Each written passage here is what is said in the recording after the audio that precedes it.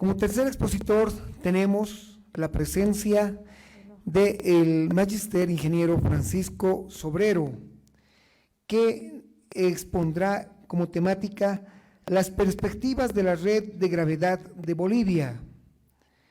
Dentro de la información del señor expositor tenemos como grado académico Ingeniero Agrimensor, egresado de la Universidad Nacional del Litoral de la República de Argentina. Máster en Ciencia Geodésica, título de la Universidad del Estado de Ohio, Estados Unidos, cargo que ocupa actualmente.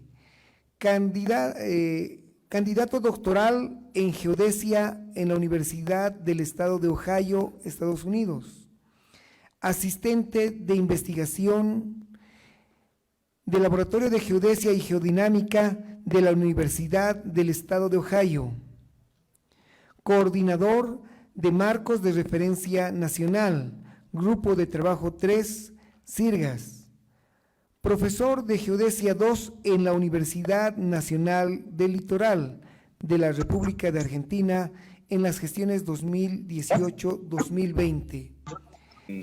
Bueno, muchas gracias de nuevo por darme la posibilidad de presentar en este congreso. Estamos ya un poquito pasados de tiempo, así que bueno, voy a tratar de hacerlo breve. Bien, como les decía entonces, yo estoy haciendo mi doctorado en la Universidad del Estado de Ohio y uno de los proyectos en los que estoy trabajando es en la medición, el ajuste, la determinación y el ajuste de la red de gravedad de Bolivia. Es un proyecto que tiene varias partes y que tiene varios agentes que intervienen. Uno de ellos es el Instituto Geográfico Militar de Bolivia y otro es la Universidad del Estado de Ohio. Es uno de los proyectos más longevos que tenemos. Hace ya unos 10 años que trabajamos juntos y yo particularmente participo de la determinación de los protocolos de medición y del ajuste de la red. Lo que les voy a mostrar hoy son algunas características del protocolo de medición y del ajuste y de los resultados que hemos obtenido para la red de gravedad de Bolivia. Siguiente. Muchas gracias. Bueno, esto es lo que les acabo de decir. Voy a presentar la estrategia de medición que denominamos de alta redundancia, el modelo EGM 2008, la red de gravedad boliviana en su estado actual, y cómo utilizamos las mediciones de gravedad y el ajuste de la red para obtener el error de predicción del modelo EGM 2008 específicamente para Bolivia. Bueno, para empezar, ya creo que todos tenemos un poco una idea de lo que hablamos cuando hablamos de gravimetría, pero específicamente para quienes no estén tan vinculados o familiarizados con los conceptos de redes de gravedad, una red de gravedad la podemos considerar como que está compuesta por una red dispersa de gravedad absoluta, es decir, un número pequeño o relativamente pequeño de estaciones de gravedad absoluta, cuyo valor de gravedad fue medido con un gravímetro absoluto, que puede ser, los más comunes son el FG5 o el A10, como ya mostró Ezequiel Antocolets en su presentación, y una red mucho más densa de gravedad relativa, ¿sí? Es decir, estaciones en las que no se midió gravedad absoluta, pero sí se hicieron mediciones de gravedad con gravímetros relativos, de tipo Lacoste-Romberg o Sintrex, hay varios, que son de mucho menor costo, pero que tienen muy buena precisión y que nos permiten determinar diferencias de gravedad entre puntos, no gravedad absoluta. Siguiente diapositiva. Nuestro objetivo, cuando empezamos con este proyecto para Bolivia, era mantener los errores estándar, es decir, la incertidumbre que tenemos en la determinación de gravedad de las estaciones más débiles de la red por debajo de 0.5 miligales. Ahora, ¿qué es una estación débil, entre comillas? Bueno, son las estaciones que se encuentran en los extremos de lo que denominamos líneas colgadas. Las líneas colgadas son aquellas líneas que solamente están unidas al resto de la red por uno de sus extremos, ¿sí? Podemos ver donde aparecen las H's. Todas esas tres que se identifican son líneas colgadas. vemos que la del norte, la de más arriba en esta figura, está formada por dos líneas de gravedad identificadas con diferentes colores, con un color rosa y con un color gris. ¿Por qué las estaciones que están alejadas del resto de la red son débiles? Bueno, precisamente porque es en las estaciones en las que hay menor certeza en el valor de gravedad determinado. Porque tienen un ajuste que depende únicamente de la ida y vuelta de esa línea y que no forma un loop o un circuito cerrado con el resto de la red. Siguiente diapositiva. Acá podemos ver que la estación más débil de toda esta red sería esta que se identifica con la flechita negra, justamente porque además de ser una estación que está en el extremo de una línea colgada, además es una estación que se encuentra mucho más alejada, o es la que está más alejada del resto de la red, del resto de los loops cerrados y de las estaciones de gravedad absoluta. Entonces el objetivo era para esas estaciones mantener o obtener el valor de gravedad con una incertidumbre o con un desvío estándar inferior a 0.5 miligales. Bueno, en cuanto a nomenclatura, denominamos líneas o segmentos a un conjunto de estaciones en las que se determinó gravedad o se midió gravedad de manera consecutiva, tanto de ida y de vuelta. Cuando hablamos de estaciones, para los que no conozcan, las estaciones de gravedad absoluta son monumentaciones de buena calidad, monumentaciones que se proyectan cuando se construyen para que duren como mínimo 30 años o más. Entonces se ubican en lugares estratégicos que no se planeen modificar en el futuro cercano, ¿sí? En una zona donde no esté planificada una construcción o algo para que el monumento permanezca. Y las estaciones de gravedad relativa, en nuestro caso, son bastante diversas. Algunas son placas, incrustaciones, otras pueden ser semipermanentes o hasta temporarias, como una varilla de hierro clavada en la que se mide gravedad para poder identificar el punto en el que se mide gravedad. Siguiente diapositiva. Bueno, ahora, yo hablé de circuitos cerrados y también hablé de mediciones de ida y vuelta en las líneas de gravedad. ¿Por qué tenemos que cerrar cada uno de estos segmentos? ¿Por qué tenemos que hacer mediciones de ida y de vuelta? Bueno, porque los gravímetros relativos sufren de lo que se denomina deriva del instrumento. La deriva del instrumento es una característica propia de cómo operan los instrumentos y de su funcionamiento interno. Y para que entendamos qué es esta de la deriva, acá tenemos en el gráfico de arriba, lo que observamos es en el eje de las X el tiempo, tenemos una medición de 48 horas, y en el eje de las Y tenemos el valor determinado de gravedad relativa, ¿sí? Expresado en miligales. Esto es, imaginémonos que tenemos un gravímetro, un gravímetro relativo que se deja operando en un lugar fijo, en una posición fija durante 48 horas. Lo que esperaríamos es que la gravedad en ese punto no varíe con el tiempo. O mejor dicho, que varíe según las mareas, ¿sí? Las mareas respecto de los cuerpos celestes que están alrededor de la Tierra y que afectan esa variación de gravedad. Pero esas variaciones las conocemos y las podemos modelar, ¿sí? En lo que llamamos modelos de mareas. Ahora bien, fíjense que la línea de trazos muestra el modelo de mareas y la línea celeste continua muestra las mediciones. Y por más que hay una correlación entre las dos, ¿sí? Es como que una repite la otra, vemos que hay una divergencia, ¿sí? No son exactamente iguales. Y esto se debe justamente a la deriva del instrumento, ¿sí? Podemos ver en el gráfico de abajo lo que es la gravedad corregida por los modelos de marea. Lo que nos queda es esta recta, que lo que indica es la deriva del instrumento. Ese cambio que vemos en gravedad entre lo que medimos en el momento cero que empezamos a medir y a las 48 horas, no es un cambio real de gravedad, sino que se debe a la deriva del instrumental, y es por esa deriva que tenemos que ajustarla y removerla. Siguiente diapositiva.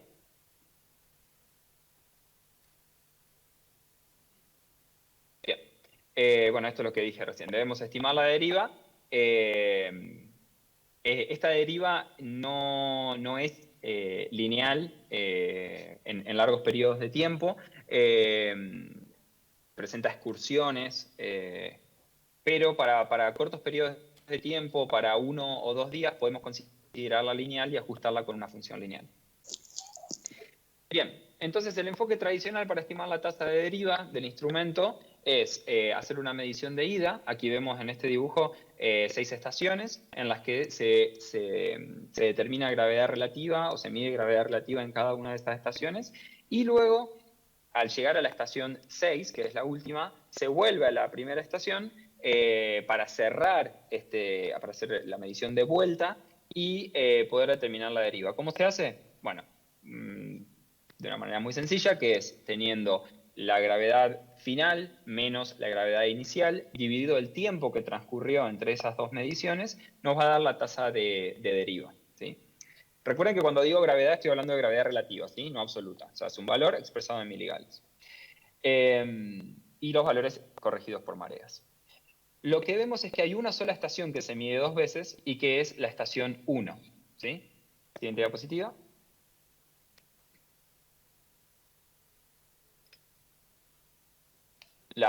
Esa misma. Bien.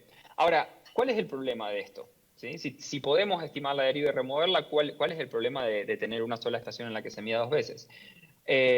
Bueno, justamente que no tenemos redundancia. ¿Sí? Si el procedimiento que aplicamos es no sabemos con qué precisión estamos estimando esa deriva y los deltas de gravedad. ¿Por qué? Porque fíjense, lo que estamos observando, como bien les decía, lo que determinamos es gravedad relativa. Entonces, esto nos permite obtener deltas o diferencias de gravedad entre las estaciones. Entonces, lo que estamos observando son, en este caso, 6 deltas de gravedad, ¿sí? Los primeros 5, que son los de ida, más el último, que es el delta de gravedad entre la estación 6 y la 1. Entonces tenemos 6 observaciones y las incógnitas que tenemos son 5, porque son los delta de gravedad entre la estación 1 y la 2 y la 3 y la 4 y la 5 y la 5 y la 6. Son 5 delta de gravedad más la otra incertidumbre, que es la deriva del instrumento. Entonces, en este sistema de ecuaciones, si hacemos un ajuste, lo que tenemos son 5 incógnitas y 5 observaciones. Lo que vamos a obtener entonces es una solución perfecta sin ningún tipo de redundancia. Siguiente diapositiva. Ahora, ¿cuál es el problema de tener poca redundancia o ninguna redundancia? Bueno, vamos a ver este ejemplo muy sencillo para entender cuál es el problema de tener poca redundancia. Imagínense que tenemos esta distribución de observaciones, ¿sí? Los puntos rojos son las observaciones de lo que sea, y queremos ajustar una recta, una tendencia lineal que describa el comportamiento de estas observaciones. Los parámetros de una recta son 2, que son la pendiente y la ordenada al origen. En este caso los llamamos parámetros A y B, que van a ser los coeficientes de nuestro modelo, ¿sí? Por un ajuste de mínimos cuadrados, lo que tenemos es que vamos a tener una cierta cantidad de observaciones, en este caso la cantidad de puntos de observación que tengamos, que son 11, y los coeficientes del modelo, los parámetros que vamos a resolver o que vamos a estimar, son 2, los parámetros A y B, como decíamos recién. Entonces, la cantidad de residuos independientes que vamos a tener, ¿sí? Que también se llaman los grados de libertad en los residuos, va a ser cantidad de observaciones menos cantidad de incógnitas, que es 9. ¿Sí? Entonces, esta sobreabundancia, esta diferencia entre cantidad de observaciones y cantidad de incógnitas, nos permite conocer con precisión, con una cierta precisión, qué tan bueno es este modelo para reflejar o para reproducir los datos de las observaciones. Entonces vemos que podemos estimar los parámetros A y B. Si ven dentro del cuadrito del gráfico, vemos que A tiene un valor determinado, más o menos una incertidumbre, y B también. Esa incertidumbre que está asociada resulta de hacer esta propagación, ¿sí? de la varianza o de la incertidumbre que tenemos a los parámetros del modelo. y podemos tener un error medio cuadrático para todo el ajuste. ¿Sí?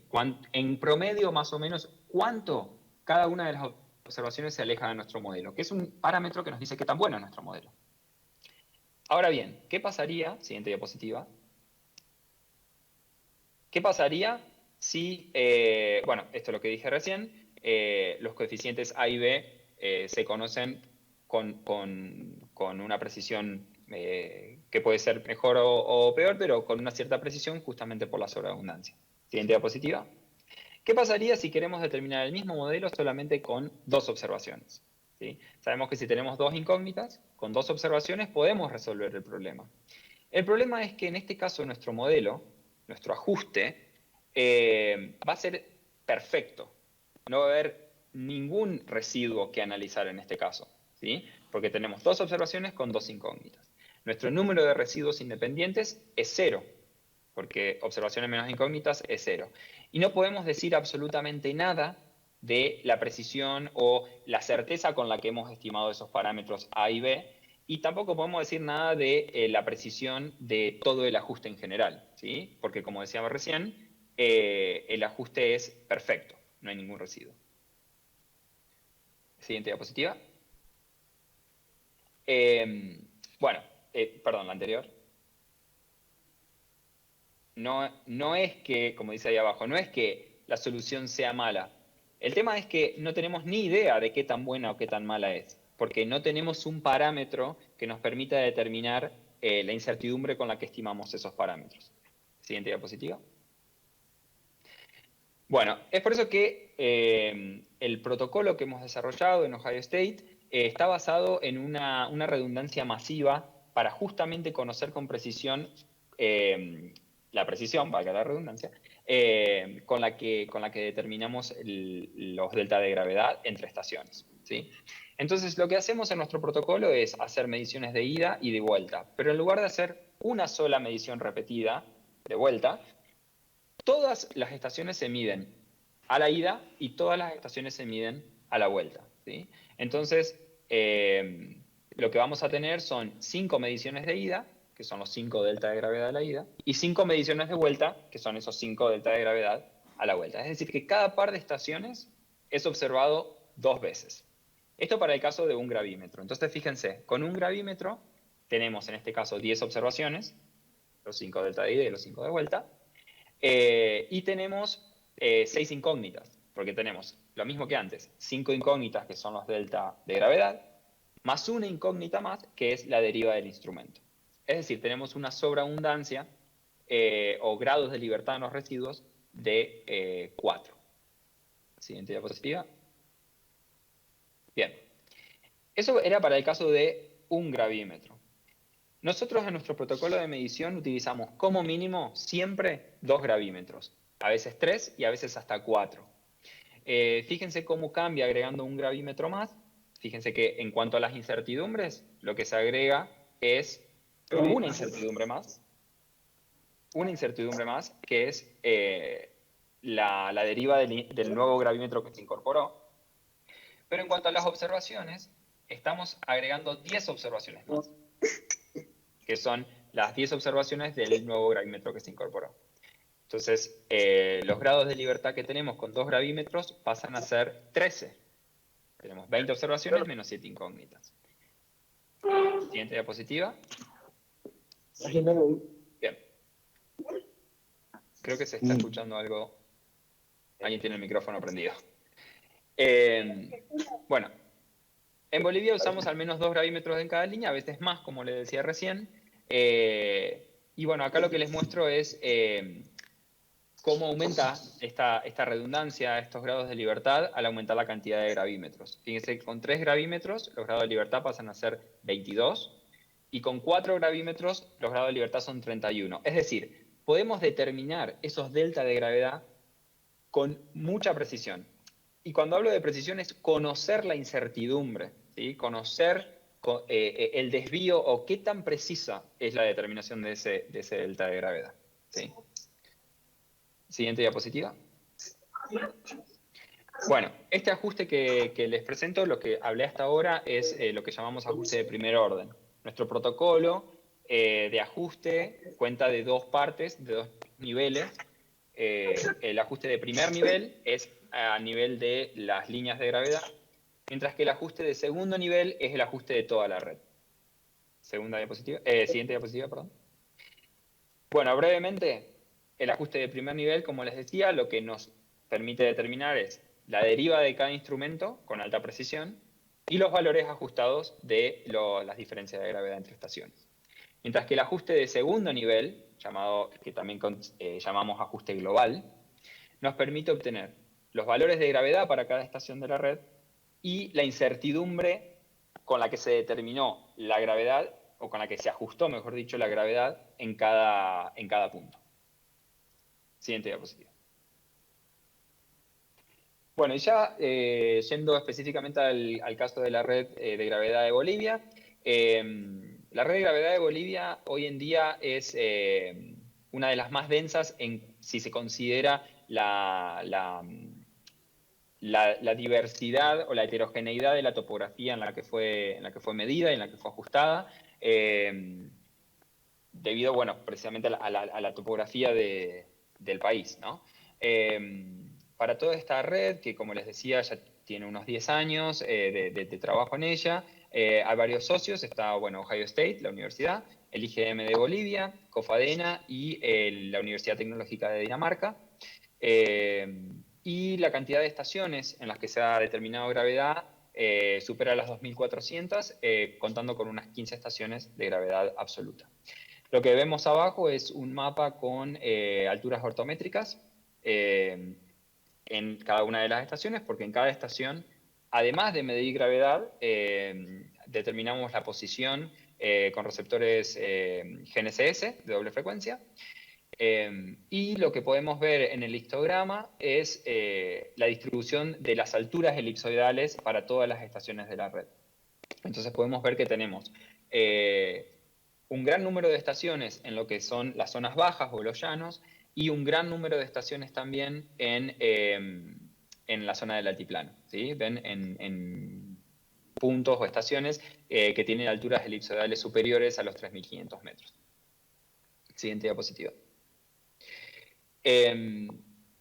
Bueno, los errores estándar para los valores de gravedad ajustados, vemos, este es un histograma en el que se muestran las 2.405 estaciones, y podemos ver los errores que se sitúan, la gran mayoría, entre 0.1 y 0.2 miligales. Siguiente diapositiva. Bueno, esto es lo que nos permite tener una red que sea tan densa y que tenga toda esta extensión y con una precisión tan alta, es, por ejemplo, analizar el modelo de gravedad global, EGM 2008, hoy en día uno de los más extendidos, y poder obtener los errores de predicción de este modelo, ¿sí? Sobre las ubicaciones de las estaciones de gravedad.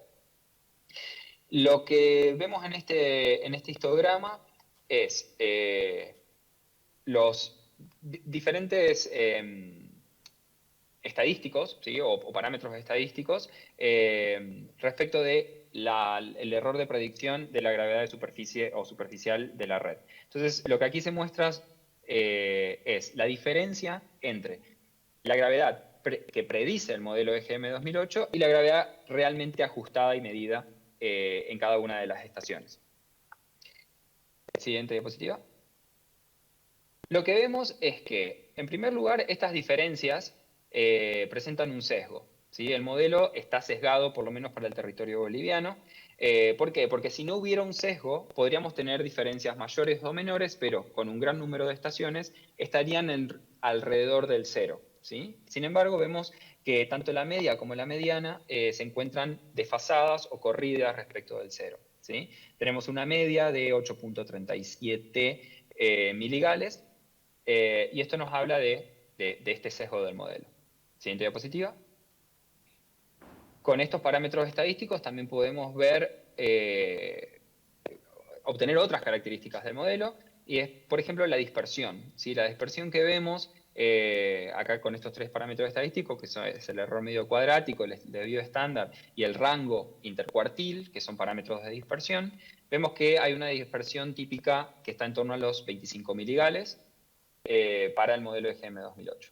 Y bueno, también vemos cuáles son las diferencias máximas y mínimas, que la diferencia máxima está en torno a los 188 miligales, pero es para muy pocas estaciones. Siguiente diapositiva. Bueno, ya Gabriel, por suerte en su presentación anterior, explicó perfectamente el modelo de EGM 2008, bueno, específicamente los modelos de armónicos esféricos y cuál es el método para determinar para estos modelos de gravedad globales. Fueron esta serie armónica esférica, como bien explicaba Gabriel, lo que se hace es determinar coeficientes para la serie, y es una serie que está truncada, ¿sí? En un cierto grado. Los modelos armónicos esféricos, estos modelos armónicos esféricos tienen un grado y un orden, y para EGM 2008 este grado de truncamiento es 2190 y cuenta con más de 4.700.000 coeficientes, ¿sí? De nuevo, no quiero repetir lo que dijo Gabriel, pero solo para recordar, estos modelos, o sea, la serie armónica, cuanto más larga es, nos permite modelar con mayor precisión o con mayor, mejor dicho, con mayor resolución, en este caso la gravedad terrestre, ¿sí? Entonces, si yo trunco la serie antes, pierdo resolución, ¿sí? Y esta resolución se ve en la máxima longitud de onda que se puede modelar. Entonces, aumentar el grado máximo de truncamiento de un modelo armónico esférico mejora su resolución espacial, y esto lo que nos permitiría es mejorar la resolución principalmente en las zonas donde la topografía es muy abrupta, cambia abruptamente, en zonas montañosas, por ejemplo, que están presentes en la topografía en el territorio boliviano. Con un grado de truncamiento de 2190 como EGM 2008, la resolución espacial es de aproximadamente 9 kilómetros, ¿sí? Que es la mitad de una longitud de onda.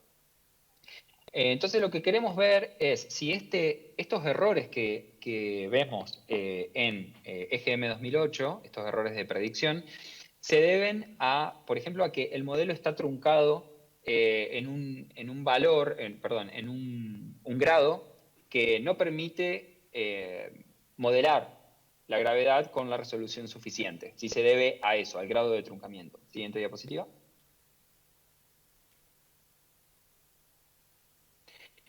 Entonces lo que hicimos fue, primero, separar el territorio boliviano en tres zonas geográficas, ¿sí? Que son que es como se divide en general la geografía de Bolivia. Las zonas bajas o o los llanos, ¿sí? Toda la zona oriental. La zona de los valles, o zona subandina, que es el área de transición entre los llanos, y el altiplano o la zona montañosa, ¿sí? Entonces, dividimos las estaciones en estas tres zonas: llanos, zona subandina y zona andina o altiplano, y hicimos un análisis de estos tres sectores por separado. Lo que hicimos básicamente fue truncar la serie de los armónicos esféricos antes, ¿sí? Es decir, indirectamente reduciendo la resolución espacial del modelo, y ver qué efecto tenía esto en los errores de predicción que les mostré antes, ¿sí? Entonces, ver cuál era el efecto en estos parámetros estadísticos, que eran los de sesgo y dispersión principalmente. Bueno, en el primer gráfico lo que muestra es la función de probabilidad acumulada para hacer esta división para las alturas, ¿no? Para las alturas elipsodales, para hacer esta clasificación de qué estaciones están en cada una de estas tres zonas geográficas. Y vemos que ya en el segundo gráfico, de arriba a la derecha, vemos el análisis específicamente para el parámetro estadístico de sesgo, ¿sí? Esto que les mostraba antes. y vemos que al aumentar el grado de truncamiento, no notamos una mejora sustancial para la zona de los llanos y tampoco para la zona del altiplano. Pero sí vemos que el error de predicción, específicamente el sesgo en la predicción, disminuye en la zona de los valles, ¿sí? Los valles sería esta zona de transición, la zona subandina. Y el mismo efecto notamos para los parámetros de dispersión, ¿sí? Para el error medio cuadrático, el desvío estándar y el rango intercuartil. Vemos que en la zona de llanos y zona de altiplano se mantiene casi constante estos parámetros de dispersión a medida que aumentamos el grado de truncamiento, y no así para la zona de los valles, ¿sí? Donde vemos que el error de predicción disminuye a medida que aumenta la resolución del modelo, aumentando el grado de truncamiento. Este es un análisis que fue posible hacer debido a primero la gran densidad de estaciones, pero principalmente a nuestro conocimiento de la incertidumbre con la que se determinó la gravedad en cada uno de los puntos de gravedad. Si nosotros no tuviéramos un control absoluto de cada una de las partes del ajuste y por lo tanto de la incertidumbre con la que se determinó gravedad en cada una de las estaciones, este tipo de análisis se podría hacer, pero la verdad no obtendríamos tanto control sobre la calidad de los resultados y del análisis que estamos haciendo, ¿sí? Bueno, como siguiente diapositiva, ya para terminar, como conclusiones, podemos decir que nuestro protocolo de medición, que tiene una redundancia masiva, nos permite, en primer lugar, encontrar y corregir errores en las líneas de medición, ¿sí? Porque es muy común, esto no lo dije antes, pero bueno, cuando se mide gravedad hay muchas fuentes de error, ¿sí? Los instrumentos son instrumentos súper sensibles, entonces son propensos de tener sesgos o problemas en la medición por ser tan sensibles precisamente. Bueno, con nuestro protocolo de medición redundante podemos encontrar y corregir estos errores. Por otro lado, obtener errores estándar que sean realistas para todas las estimaciones de gravedad, ¿sí? Y finalmente pudimos ajustar la red de gravedad para Bolivia con errores estándar cercanos a 0.1, 0.15 miligauss. Como segunda conclusión, nuestros errores de medición son unas 100 veces más pequeños que los errores de predicción del modelo EGM 2008, por lo que les decía antes, esto nos permite evaluar la naturaleza del error de predicción de EGM. Y finalmente, cuando los datos de gravedad de Bolivia se asimilen en la próxima versión de EGM, esto debería proporcionar una mejora importante para el geoide nacional y para los sistemas de altura de Bolivia, debido a la masiva cantidad de datos en el territorio nacional. Y bueno, ahí hay unas imágenes de operarios midiendo gravedad, densificando puntos en esta red masiva de gravedad que tiene Bolivia. Y una diapositiva más. Muchas gracias.